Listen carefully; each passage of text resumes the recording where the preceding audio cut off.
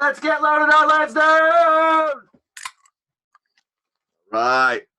All right. And according to our friend, this meeting is being recorded, which is a new sound. That might be, yeah, there must have been some kind of legal thing there where they had to prove, you know what I mean? Absolutely. Yeah. So yeah. People know that that's happening. Yeah, this meeting is being recorded. Yep. This meeting is being recorded. All right. Now we can see that. Welcome to episode 98 of the Lansdowne Red Sox Baseball We're getting podcast. there. It's close. I'm your host, Mark Chikaris. Alongside me always is Andrew Andrews. All right. And welcome to the show. Make sure you follow us on Twitter. My YouTube channel, Mark Chikaris, Chekares, is where you can find the video of the show, which is visually very Oh, it's appealing. awesome. And please subscribe. I think we're only 9,999,994 subscribers away from the big bonus. So you know what I mean? We're looking for it. Good. Yeah, we're almost there.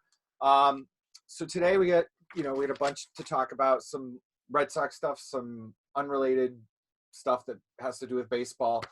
I do want to start out with, before I forget, because I have to talk about this, last Sunday's Angels game, where the Red Sox were 1 out away from victory, and Matt Barnes was going to have yet another save.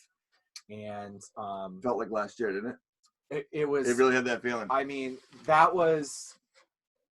It was brought like, back a little PTSD. It was like a regular season 1986 moment. It really was, where I was watching. Barnes throws the pitch to Mike. Mike Trout's up, and he pops it up, and I know it's a little pop up, to either short right or second baseman. There's three people there, and it falls. But I literally got up off the couch. I was like, yes. I was gonna go grab a beer. I'm out of here. Walk into the dugout. I was walking away, and then I hear it's like, oh, it drops in, right? And you're just like, no, because Ohtani's up next, and wouldn't you know it? That's it. He blasts the homer that puts the nail in the Red Sox coffin. I saw a picture. Blast the homer. Curves the homer. Which, hey, that's. I don't know why every single right-hander doesn't try to do that almost every single at bat. Right. Absolutely. Really, I would constantly. Well, we're going to talk about this later. But I would. Most of my outs would be fly outs to the right fielder, because I'm trying to poke it around that ball. Of course, you're seeing JD Martinez do it. We'll talk about that later. That's on the agenda. But have you ever seen Ohtani's arms? Like, I saw him after the pregame. He's huge. And listen, it's obviously preconceived notions. We can call them what they will. You think someone from Japan, you kind of in your mind, it's the smaller dude. That who we've seen over the years, and he's just like he's like New Japan wrestling. He's a big dude. Yeah, he is. I mean, obviously he's tall, like that you can see. But baseball uniforms. He I didn't realize he was throwing around 100. Oh, I didn't realize that. He's legit. I think he's he had some injuries early in his career, which the Japanese pitchers especially tend they throw a lot of pitches. You know what I mean? And they come here and it's just a different program, but he seems to be on track. And if he keeps up what he's doing, he's going to be the AL MVP. I think he's definitely the most interesting player in baseball. Yep. By far, I think it's refreshing. I mean, if he could somehow start a wave of pitchers and players, right, that would be great. Yep, that would be great. I would actually start calling pitchers players then. Exactly. And not just pitchers. Right, exactly. And then we wouldn't have to do two categories. Sometimes I'm like, should I do a category for pitchers and hitters? No. It's such different It's like there's hockey players and goalies. Right, exactly. It's really true. Right, and there's football players and, kickers. Place kickers. Kickers, yeah, exactly. Yeah, they're not but kickers. All right, so the first thing I want to talk about, so there's a little bit of controversy this week. Controversy. And it has to do with former Red Sox brass. He was with the team for a while.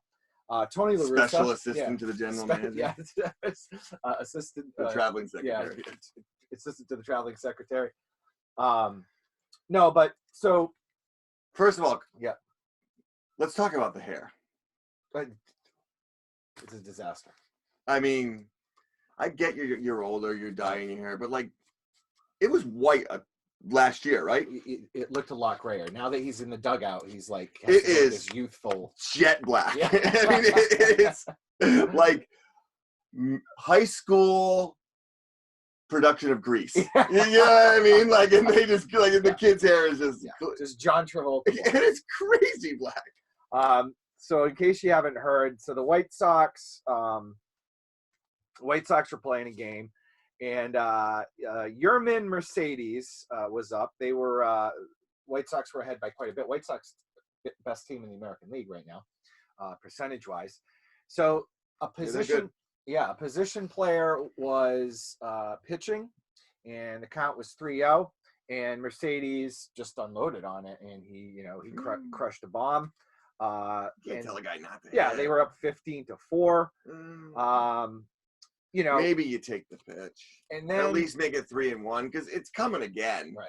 Well, we're going to talk about it. Yeah. So Tony LaRussa says about his own player, he didn't have a problem with the Twins throwing at him in retaliation. They hadn't thrown yet, right? No.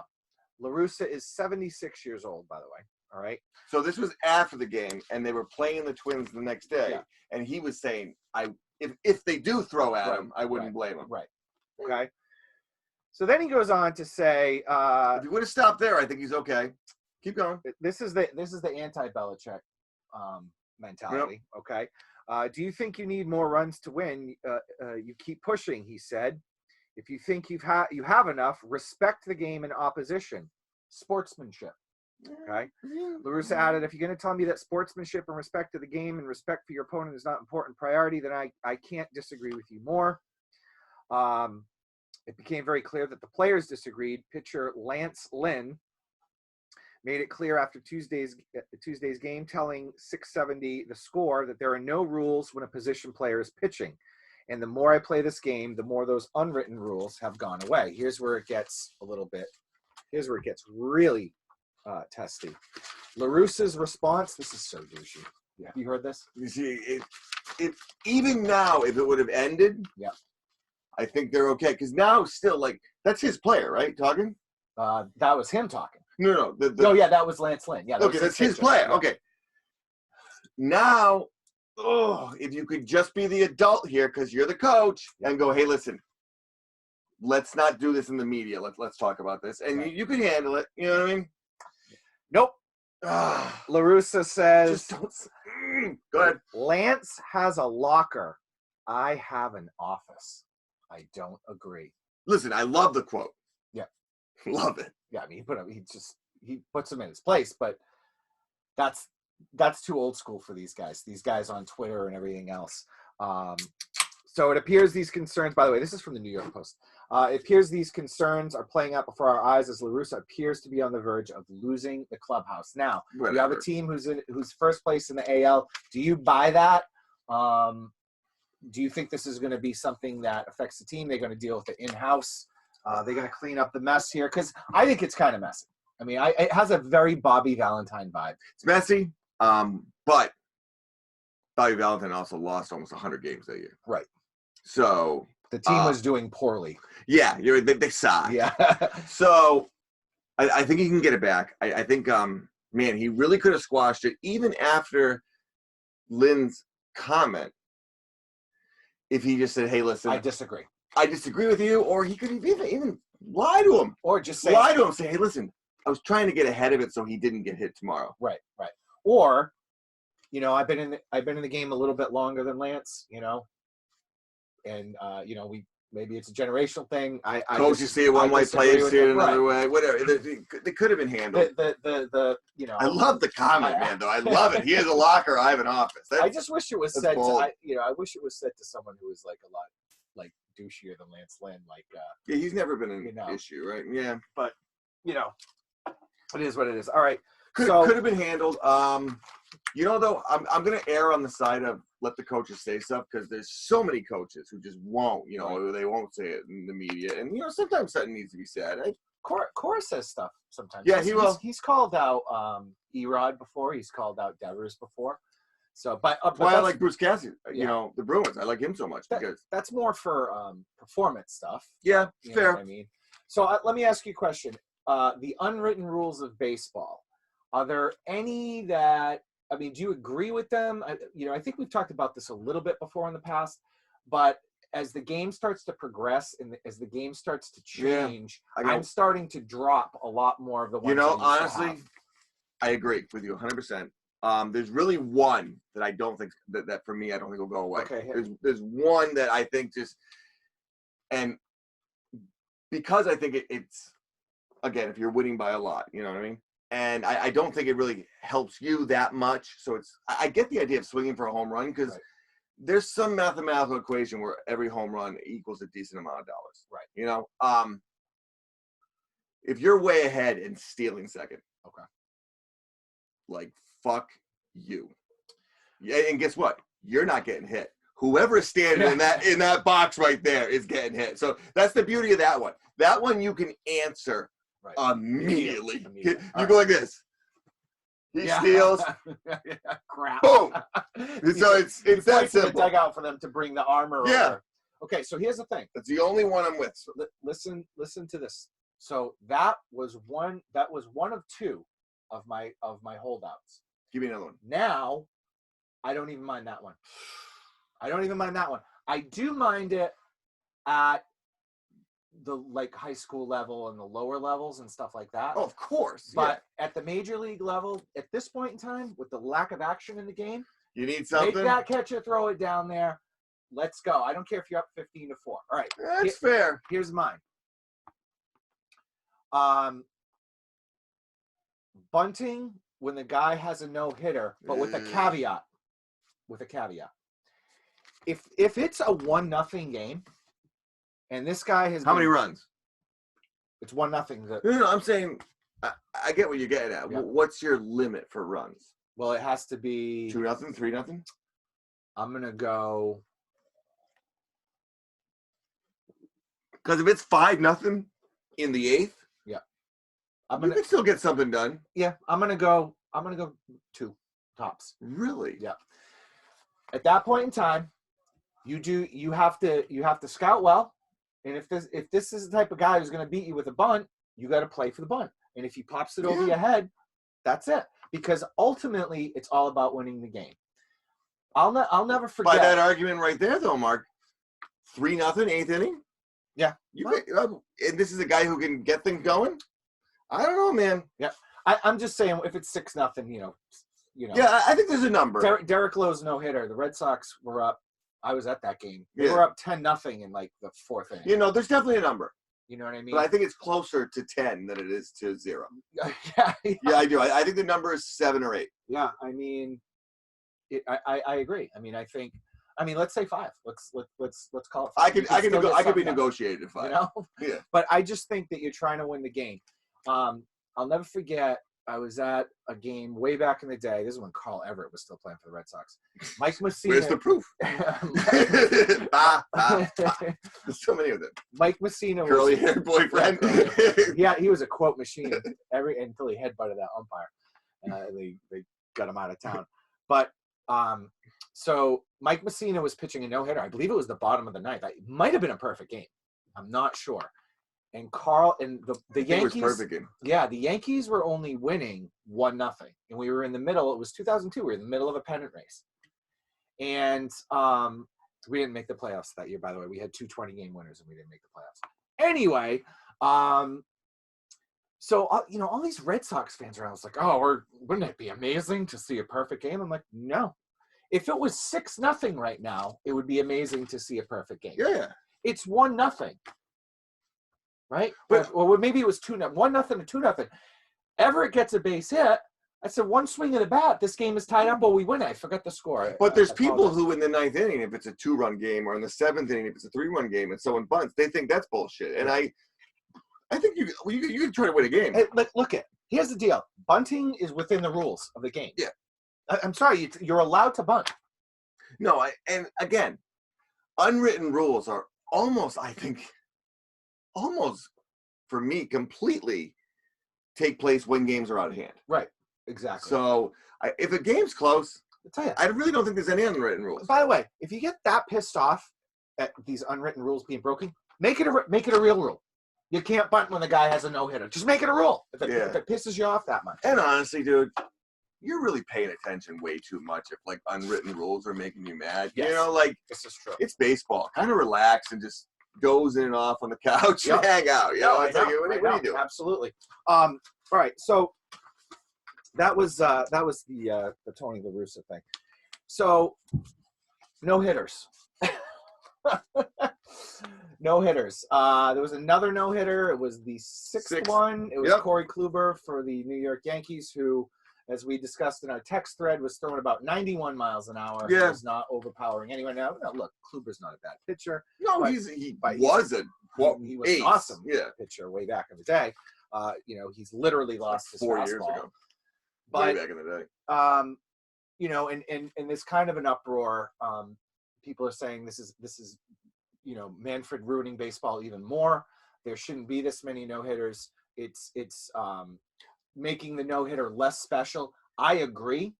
100%. I still think a perfect game is special. Of course. But I do not, because that shows control. Right. I mean, I just don't think a no-hitter is it's becoming not as special. I mean, if a guy goes out there and is completely dominant, he's throwing 98 and he's no-hitters like boom, boom. But a no-hitter's like $10 winner on a $2 scratch ticket. You know what I mean? Like, oh, cool. You know, it's all right. And you look at the guys who throw these things, and it's just so random. Right. I mean, it's Pedro Martinez never threw a no-hitter. Roger Clemens never threw a no-hitter.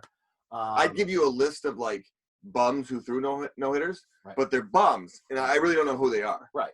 So, I mean, guys swinging for the fences, guys trying to do launch angle, guys not trying to hit the contact, guys not trying to go the other way. So we talked about this privately. Do you think, part of the Red Sox success this year, it seems to us, viewers and listeners, that the Red Sox aren't buying into the launch angle thing. They're kind of going the opposite way. And, I noticed it with Verdugo. I noticed it with JD Martinez. I noticed it with Devers. Bogarts will do it. Bogarts is doing it. So your top guys, your hitters, who are able to, have the bat control, your most talented hitters, and who should be able to do that, seem to be kind of bucking this trend where, you have to swing for the fences. You have to, you got to either take a walk or you swing for the fences, and it just seems to be working for them. I mean, last couple of days they've had a lot of hits in these last couple of days. And you're not really seeing this with a lot of other teams. For instance, I want to read you a stat, okay? The other day, the Seattle Mariners trotted out a lineup where every single person in the lineup was hitting under 200, okay? Under 200, right? Whoa. I literally thought you were going to say, like, 275. Nope. You know what I mean? Like, because usually you look and you go, oh, no one's hitting 300. Right. You know what I mean? Now there are a couple of people who are banged up on the Mariners, and everyone else is a bum. Okay. I want to read some batting average. These are the starters. Tom Murphy, catcher, 130.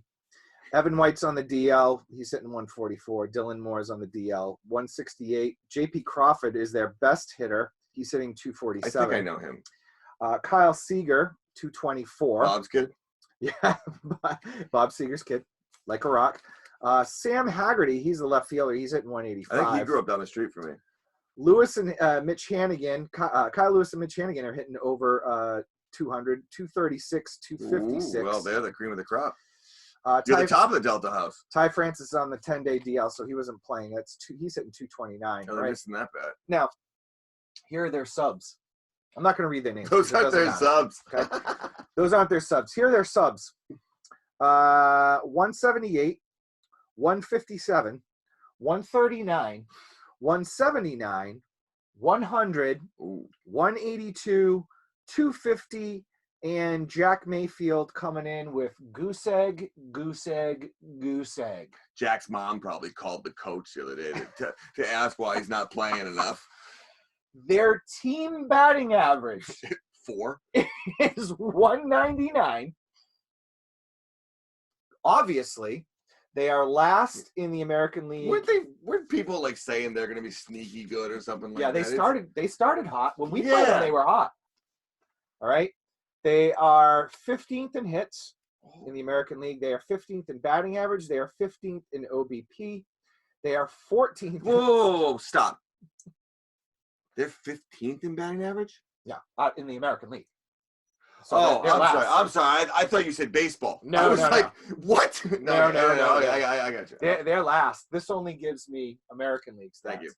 14th in slugging, 15th in OPS, and 15th in OPS plus. So what you're saying is they got room to grow. They got room. They got a lot of room to grow, and it looks like Seattle is going to miss another playoff. Call me crazy.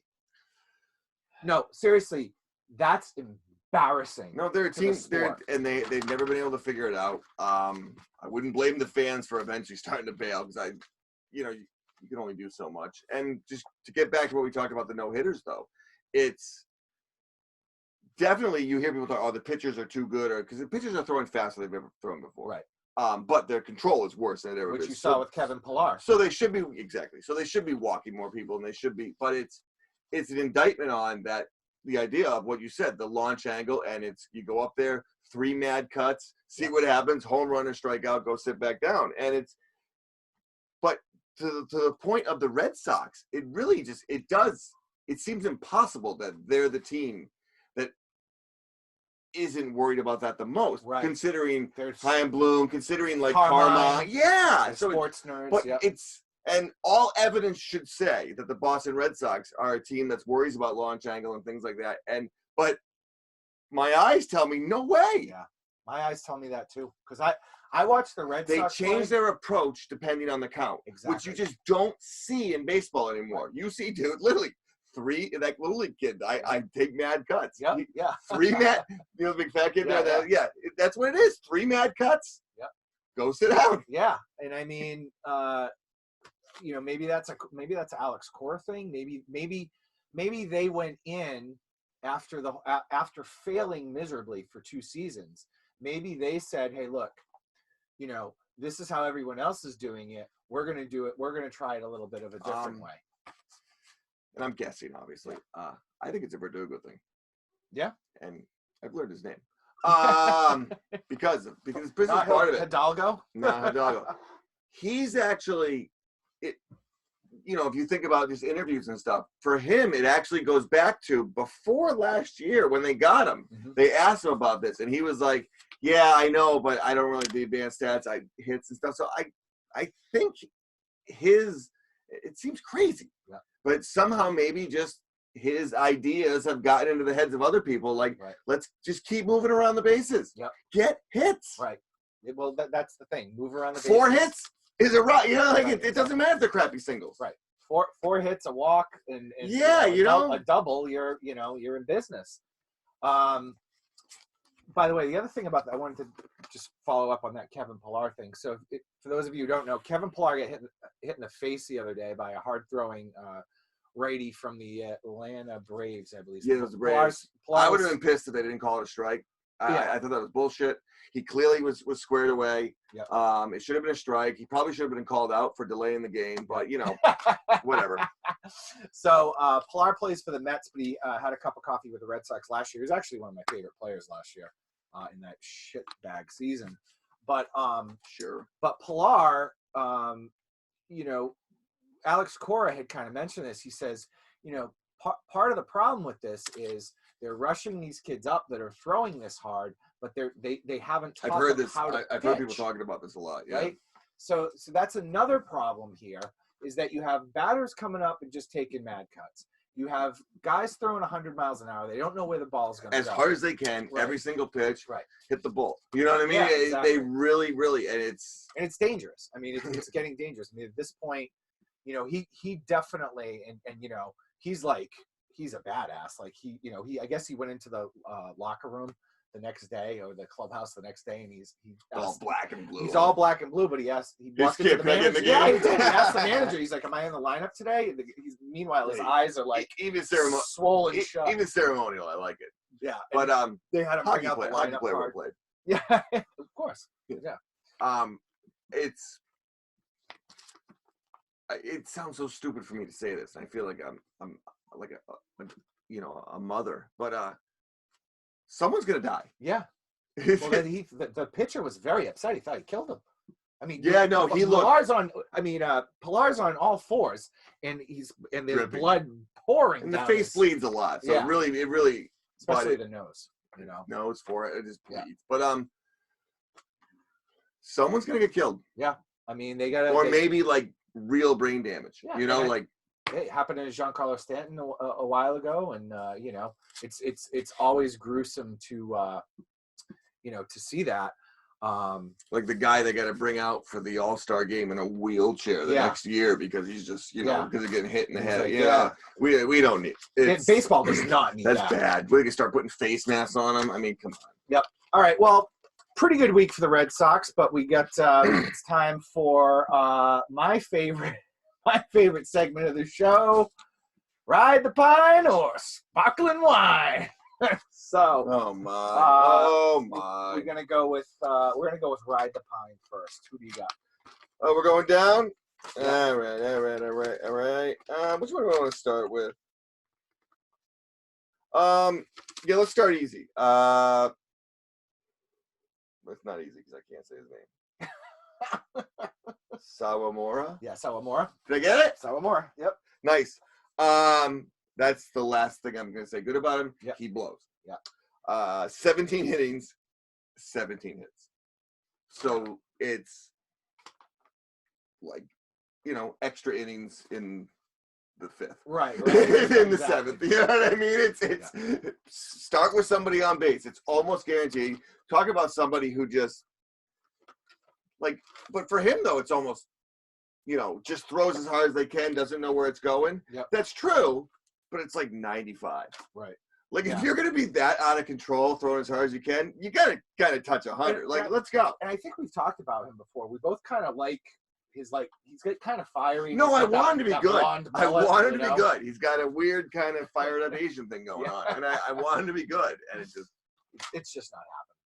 All right, no, like if he was good, he could be the kind of, if it was like 30 years ago, he'd have the headband, you know what I mean, and stuff, and just getting fired up. But nothing. Absolutely. What do you got? I had let me see, kind of doing this out of order here. My fault, because I meant to do the games first. I had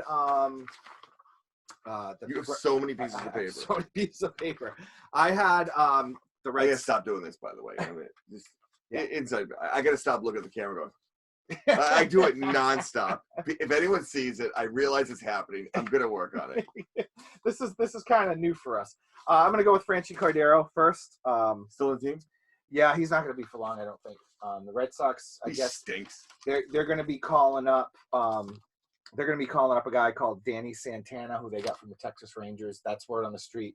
I first read it from friend of the show, Terry Cushman. Danny Santana. But MLB Trade Rumors also had that as well.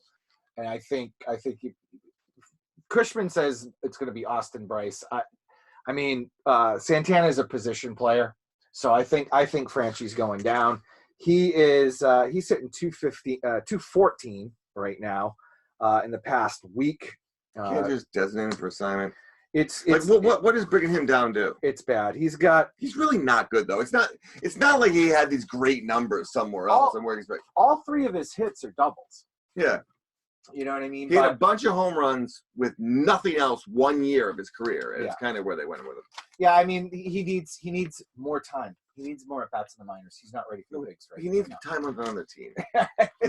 Hey, you traded a big league guy who had a couple of struggling seasons, but last year he was hurt. You traded a big league guy for this kid. Yeah. So you can't get rid of him quite yet. You traded a guy at the very least is a dependable fourth outfielder on every team in Major League Baseball. I mean, any team if it was your fourth outfielder, right?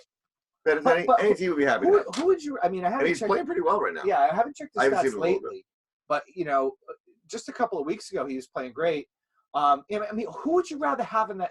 Wouldn't you rather have an outfield of Verdugo, Renfroe, and Andrew Benintendi rather than cycling in Kiki Hernandez and Marwyn Gonzalez? Well, I mean, guys? just with Franchi, though, I mean, it's like he can't hit and he can't field. Yeah. I mean, at least Benintendi at any time, will catch the ball. Absolutely. All right. Who do you got for your number 2 right Then, and this is a little petty, but a possible old Matt Barnes sighting. Okay. He loses the game, whatever. On Sunday? Yeah. Next game. Yep. Okay? And he got the save. That's what I'm saying, possible. Yeah. But if you really want, and I happen to be up. So this is last night, right? Yeah. I happen to be up. Strikes out the first 2. Right. Great. Third dude is that big dude who's pinch hitting. Which, number one, it must be something with the park and they don't have the cameras and the angle. Right. He looked I mean, I know he's a big guy. Yeah. It looked like the picture of Biden and the Carters. Yeah. Like the way he was, the angle was weird. He looked like a monster. Yeah. Okay. But he walked him. Yeah. He did. I think there was one pitch he wasn't happy about. And during that at bat, he did a lot of walking around the mound. Yep. He did a lot of talking to himself. And the next at bat, he got the K. Right. That was a nasty pitch. It was great. So I'm hoping that last pitch he was one pitch away from becoming crazy old Matt Barnes. You know what I mean? Like it's for a second there, I was watching his eyes, and it was like, I don't like what I'm seeing, man. When I went on Terry Cushman's podcast a couple of weeks ago, Bastards of Boston Baseball, I picked Matt Barnes as because he does the studs and duds. Matt Barnes had gotten 2 saves that week, and I was like, Matt Barnes, because kind of the same thing, where I saw, a guy hit it into foul territory, into left field, like that ball. There's that much foul territory in left field at Fenway Park once that wall comes, and I was like, oh my God, that's a double, like they're gonna, and then he gave up another long, loud out or something, or a long, loud foul ball, and I was like, crap. So I just don't want him to go back. He can't slump. At this point, he can't slump. I think people are, and his numbers are amazing. But we're all waiting for it. Eye test isn't great, and people are really trying to convince themselves very quickly that this guy's fixed. He's the guy. And I'm not there yet. And I shouldn't be. I mean, I would be a hypocrite if I was there yet, because I have shit on this guy for years. Yeah. So, I mean. Right. Did it again. That's okay.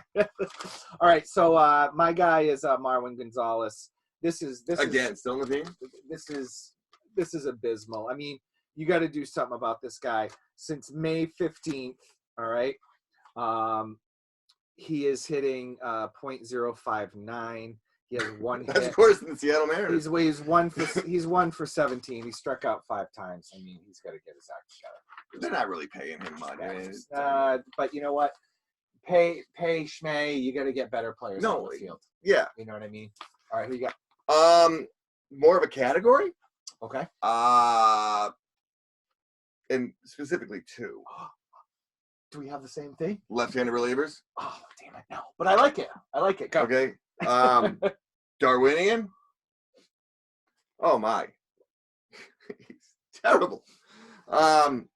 Based on balls per 9.2. Once again, another pitcher who just let's put one person on base automatically. Yep. Okay. In 13.2 innings, he's had 14 walks. Yeah.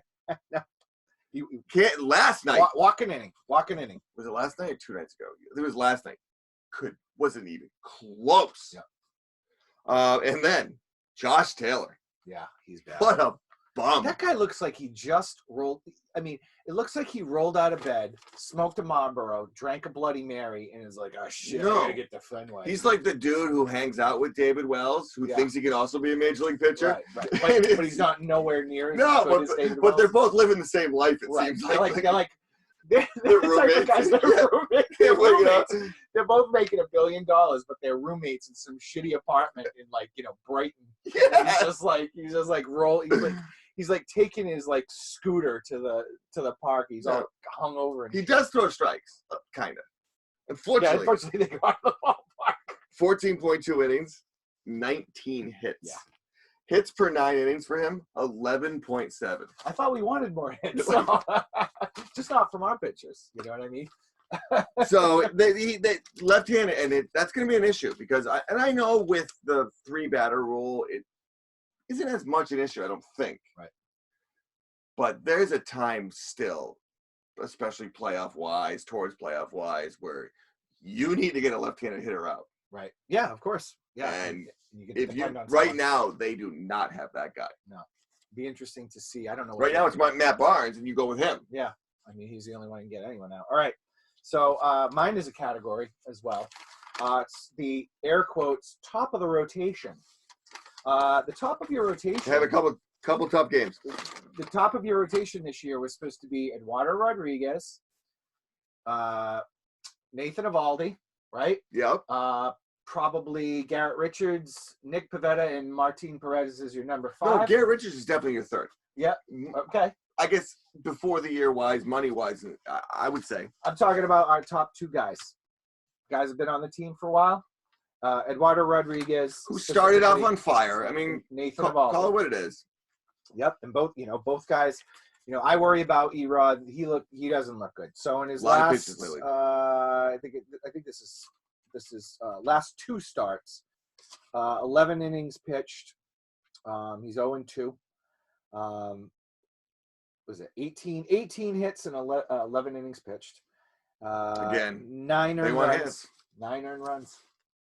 That's bad. 2 walks, 15 strikeouts, 1 home run, 7.36 ERA.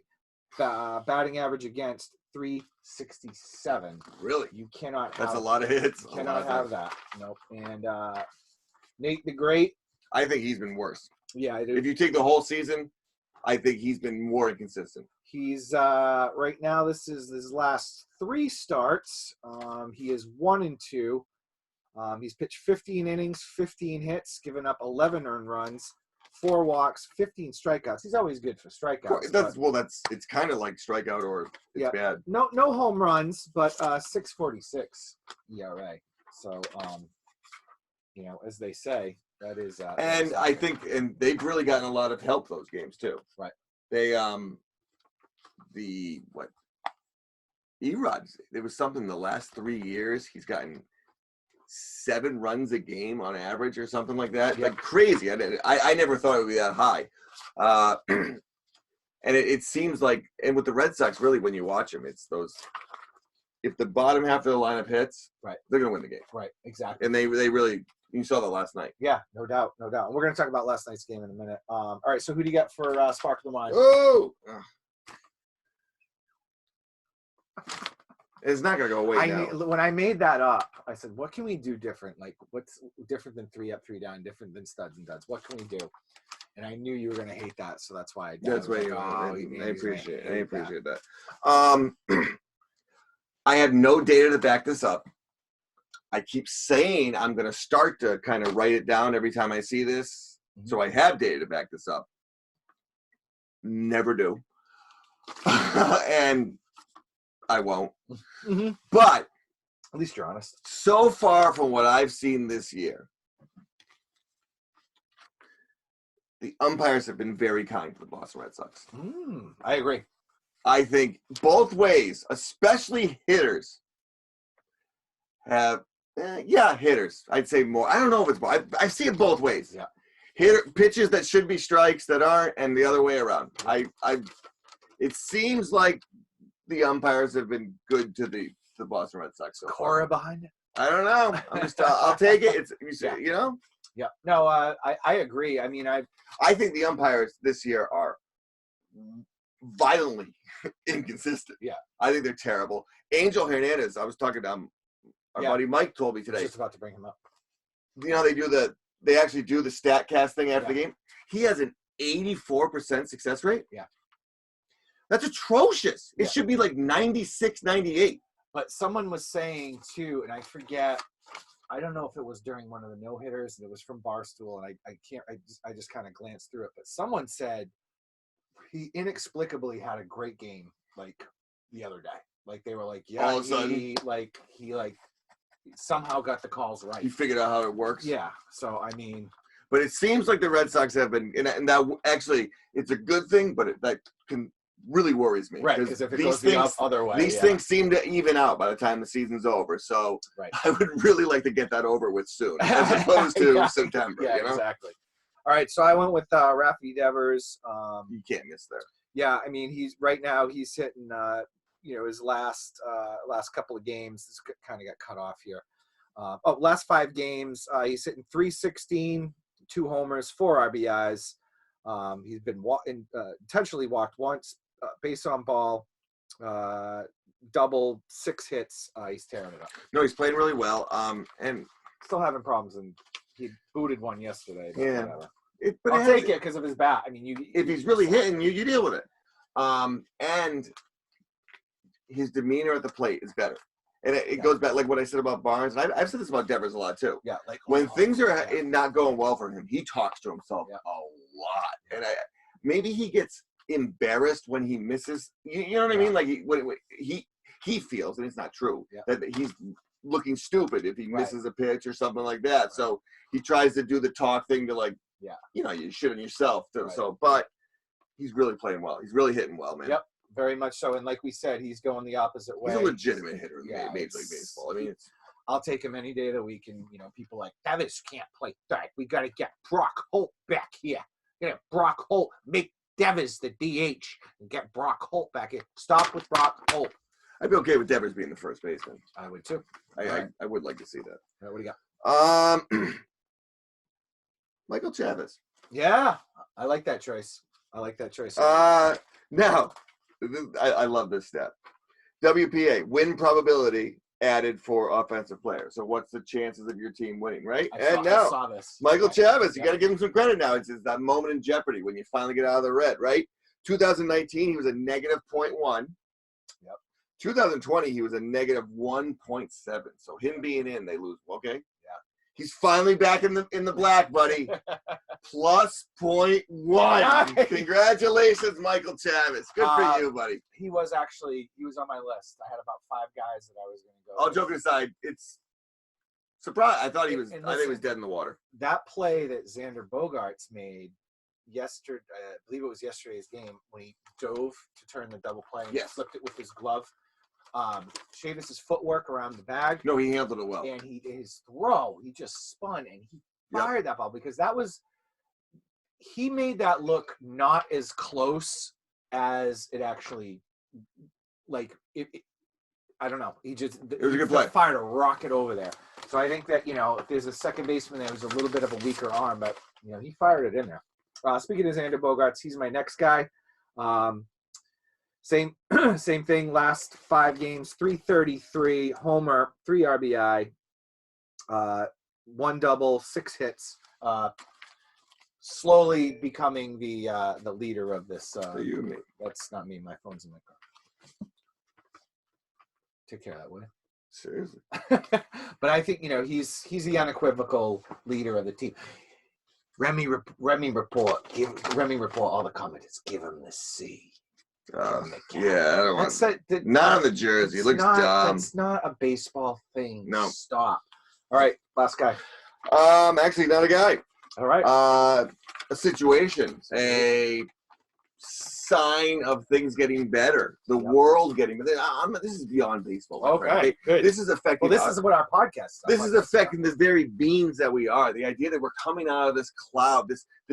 We battled through it. I know what you're going to say. July 16th. Yes. New Kids on the Block are back at Fenway Park, buddy.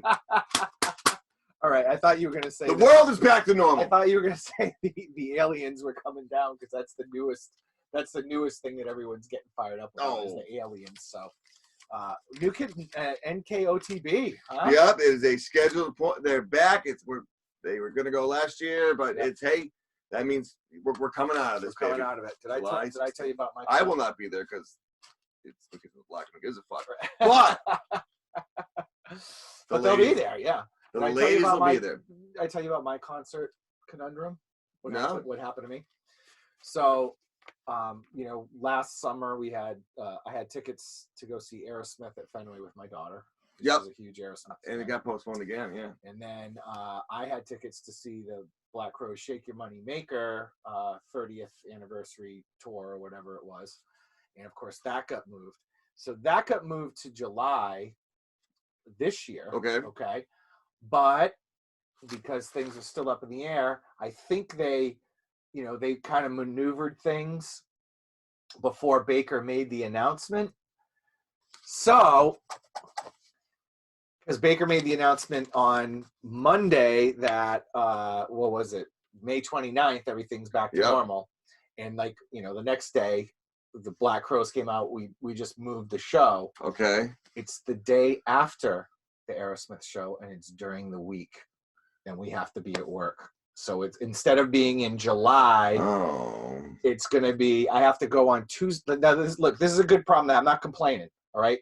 But I'm no spring chicken. So on Tuesday night, I have to be at Aerosmith in Boston with my daughter. And then I'm going to go to work the next day. And then are you really? Then that night, I'm going to the Black Crows, but I'm going to that with my friends. So the next day, that's probably the day you're not that's going to be the work. day. I'm going to have to suffer through one day. But I'm glad. I agree with you. I'm glad everything's heading in the right direction. Okay, Alex Verdugo is my guy. He is tearing it up. Yeah, he really is. Last 5 for him, 389.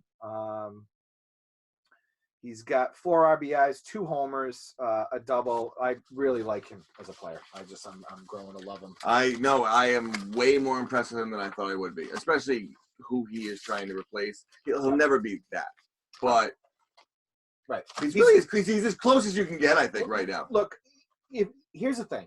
If Alex Verdugo keeps doing, but he's young, man, right? Yeah. So if he keeps doing Verdugo things, big smile on his face, loves the game, totally into it. Into Boston. You know, I mean, once those fans get back there and he's playing right field, man, he's going to be messing around could be cool. with them. It's going to be super cool. But here's the thing. If Jeter Downs ends up becoming a ball player too, and you have those 2 guys playing together, then you got to, then you look at the Mookie Betts trade maybe in a different light. You still love the player. You still love the player, right? But if both those guys are look, for me, all Verdugo has to do is hit 285 with like maybe 20 home runs, and I think he'll be better than that. I think he'll be better than that. Yeah. But for me, I think he'll be closer to 300. The way he plays and the way he hustles, he's fun to watch. All right, so I want to talk about the Blue Jays series for a minute. We kind of did things out of order, but I want to talk about the Blue Jays series for a minute because I thought this series was huge. I thought it was a big, litmus test. I mean, when the A's came into town, the Red Sox did okay against them. How much does that stadium blow? Oh my God! Even the lighting, like I kind of thought my TV was messed up. You're talking about the Blue Jays one, right? Yeah. Well, it's spring training. Yeah, like I was watching the game and I kept thinking, well, is my dimness? You know what I mean? It looked awful. Yeah, and I'm sure the players weren't crazy about it. Oh, you don't think they loved? And by the way, a lot of the players were, a lot of the fans were Red Sox fans because, they're in Florida. And there's a lot of oldos from Boston. There must have been like half the crowd. But Erod was horrible in this one. We already talked about how he's been struggling. Blue Jays win 8-0. There was really no redeemable things that happened for the Red Sox. It really seems like when the Red Sox bats don't hit, they really don't hit. I mean, they don't lose many games 3-2. No. You know what I mean? They either score 0 runs or 6 runs. Yeah, it really exactly.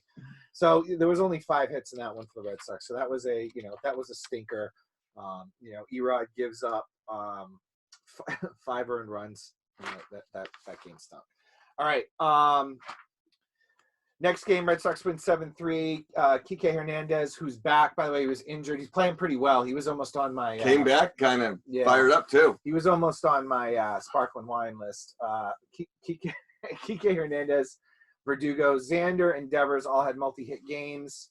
Another strong start from Garrett Richards, who I think is, I love the story there where they tweak him a little bit. He goes from really sucking ass to no, and I was very critical of him, and he's really come back. But that just goes to show you that me being critical is the right move. I agree. That just goes to show you, like, everything they say about slow starts in baseball. Like the Red Sox start 0-3. Garrett Richards is terrible, right? Yeah. I mean, it is the marathon, not a sprint, because if that type of stuff happens in June or July, there's a body of work ahead of it. Yeah. So you're kind of like, he's kind of struggling, and but he pitched well. It was more what he said, not what he did, though. In the early start, he was with the coat, yeah. But Christian Vasquez homers, good game for the Red Sox. But this last night's game, to me, I think that I thought they were dead in the water. I thought they were dead in the water, and this was a game they really needed because of what happened to them on Sunday. With the Angels. I just felt like I was like, oh my God, this one's getting away. This was a back and forth game. It was an offensive game. The pitchers, Nick Pivetta kind of battled and he didn't pitch terribly. He did what a fifth starter does. There's a couple of, there's a couple of, there were a couple of errors that kind of hindered him. That was the Devers one where he kind of flinged it up in the air. But he battled. All right, it was kind of bad. There were 3 errors, right? So Michael Chavis made one, Devers made one, Hunter Renfroe had one. It was a back and forth game, but I thought it was one of the biggest wins of the year. Of course, at the end, they had Red Sox get out to a huge lead. That kind of disappeared, and then in the top of the ninth, you had Bobby Dahlbeck singling, Michael Chavis singling. Then there was a wild pitch. Dahlbeck and Chavis advance. Rodrigo grounds out, drives in a run, and then JD Martinez, launches the home run. And if I remember right, Chavis's hit was an example of again going the opposite field, playing a little bit of small ball, just getting it over the infielders, choking up a little bit, and getting a hit. Yep. I want to say Dahlbeck too. It wasn't a traditional smash. You know what I mean? By the way, I don't, Bobby Dahlbeck's batting average isn't great. But, it seems like he's playing pretty solid defense and he's playing a good first. I'll give him that. I think he's going to be okay. I think he is, gonna, he's not going to hit, he's not going to hit 330, but, I think with his power, I think if you can get him up to about 250, I would take that. He's going to hit 30 home runs? Yeah, I don't know. 250? I want close to 30 home runs. We'll see. All right, so just a little preview. Sox are playing the Phillies in Philadelphia, the city of brotherly love. And if anyone's seen any games in Philadelphia, you know that is not true. Or ever just spoken to someone from Philadelphia. I've been to we saw the Red Sox play the Phillies way back. It was when they were still in the vet, and we took a trip down there for the weekend, me and a bunch of my buddies. And man, that was that stadium is wild. You go to the Bronx and it's much more civil. I've been to Yankee Stadium a couple times. It wasn't much more civil than going out of Philly. I also went to an Army Navy game at the vet way back in the day, but I was young then. Whatever. That sounds boring. Yeah, whatever.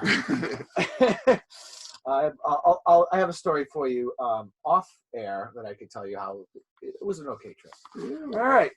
So first game we spent time with a midshipman. If you know what I'm talking about. Spent time down at the docks. All right. Martin Perez versus Aaron Nola, which is our first game. I originally thought this was a mismatch, but I looked at Martin Perez's numbers, and he's got a 3.40 ERA. Aaron Nola has a 3.64. That doesn't mean anything. Nola's the better pitcher. Yes, he is. Okay. And Martin Perez, he's got to throw strikes. He's really got to get on it. He can be frustrating, but he pitches quick, so right. Win or lose, that's good. And the Phillies have a pretty good record as far as batting average goes against Martin Perez. 1,000. A bunch of these guys have seen him. And they hit him every single time. Yeah, I think this one goes to the Phillies. Is Harper back? Is he okay? He got hit early in the year, right? I don't know. I have to check on that. Talk about contracts that did not pay off. How about this? He leaves the Nationals. They win the World Series. I love when that shit happens. Wasn't that beautiful? I love when that shit happens. Yep. All right. Game 2, Nate Eovaldi versus Chase Anderson. As we just talked about, Eovaldi has been struggling, but Chase Anderson has is 6.96 ERA, so almost a 7 ERA, and he gave up 7 runs in his last outing. Eovaldi really needs to have a good game. These guys hit the Red Sox hit Chase Anderson really well. Just Xander, 0.444 average. Michael Chavis is 500. Franchi Cordero, get him in the lineup. hitting 330. Now they need him. Hitting 333. 3 at bats against Chase Anderson with 1 hit. Bobby Dahlbeck is hitting at that. Yeah, I think they're going to crush this kid. So I'm going to give them the benefit. I hope so. Evaldi, he's at the point now where if he doesn't have a good game, yeah, it's kind of how his season's going. Yeah, you know what I mean. Like that'd be 4. Yeah, might be a phantom DL stick. Something, because really, I mean, now you're at the it's really okay. You've not been good for over a month. Right, exactly. It's a problem. All right, final game.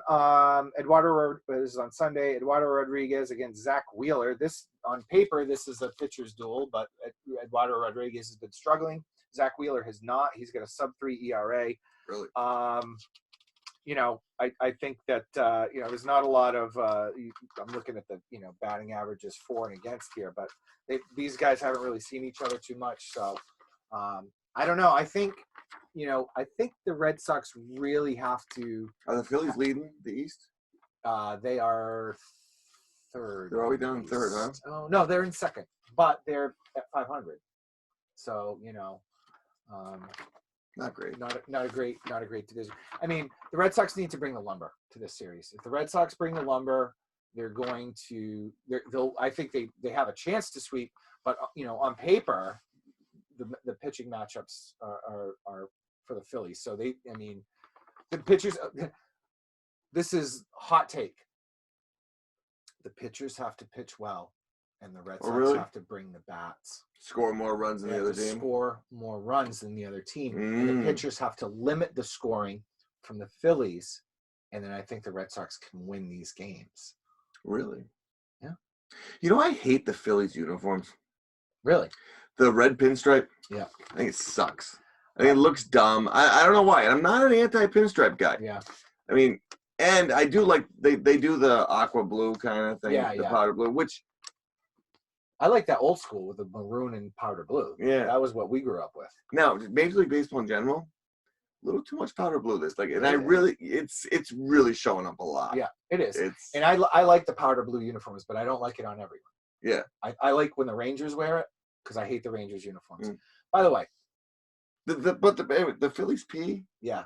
Stupid. Yeah, it's the one that they wear now is like the old school one. And the Fanatics are fucking assholes. So that want nothing to do with it. Yeah, he's always pestering people. Leave people alone. I don't mind the Phillies white home cream uniforms. Those are okay, but with the red pinstripes? No, they don't. These without. Okay, yeah. These don't have pinstripes. They rock those occasionally because they wear the white with the pinstripes. You know whose uniforms are really bothering me lately is the Angels. Why would you have? Because it's like all red. There's like no other like really color. No, they're red and white. That's it, man. Right? It's red and white, and then they're away. Throw some blue in there a little bit. But they're the Angels, and they're wearing the color of Satan. I mean, why would you do that? If anyone, to our point, if anyone was meant little horns on the head. Yeah, I mean, just like it's going totally against. So if anyone was meant for the powder blue uniforms, like sky color, right? Angels? You do the Angels, and then you get maybe get like a crimson trim, like a beautiful sky, and then you get the yellow for the halo. I mean, come on, Angels, get with the program. I like it. It's like calling yourself the Cleveland Browns and you wear purple. It doesn't make any sense. All right, you got anything else, Craig Smith? I got nothing else. Got the big closer.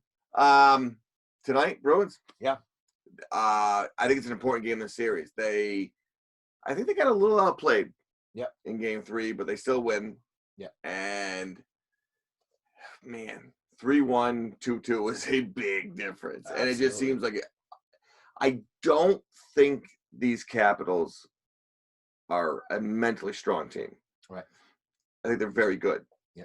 But I think if the Bruins can get a couple goals early, right, I really think this team could kind of get on top of each other and have some issues. I was listening to WEI when I was on the way here, actually, to your house.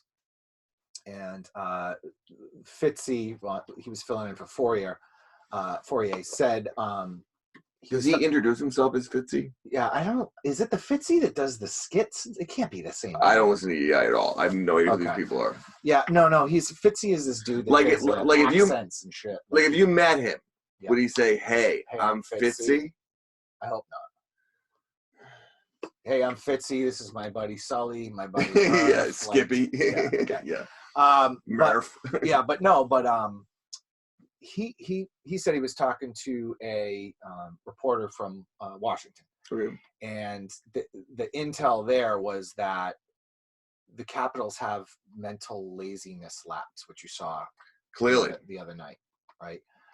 Where I want to call him Samsonoff, but it's Samsonoff. Yeah, clearly we were doing that wrong, and we owe some kind of reparations. Yeah, sorry. But where he just kind of gets it, and the guy's lazy to the puck, and Craig Smith comes in, and he's bangs it around, and it's just like I can see that though, because Ovechkin is the kind of guy who, and he's the captain, but I guess he called him a bitch. But I also, and someone called into Felger and Maz and so whatever they know, but they said they knew something about the Russian culture or Russian language, and that's kind of a common thing. Like in England. Yeah, the C word is kind of not a big deal. It's not a big deal. And so they said that in the Russian language, bitch isn't a big deal, but I have no idea if that's true or not. Yeah, well, I mean, in England they drop C bombs like, and when you're over there, you're just like, what did you just say? But then, phenomenal. But after like a week, you're calling people, you fool. So. All right, that will do Another good week for episode 98. Look at that, over an hour. Wow, good. We gave you bonus time of the Loaded on Lansdowne Red Sox Baseball Podcast. I'm your host, Mark Chikaris. Alongside me always is Andrew Andrews, and we will see you next week. Peace! I'm just going to go shut off this Zoom call. No, I'm just here.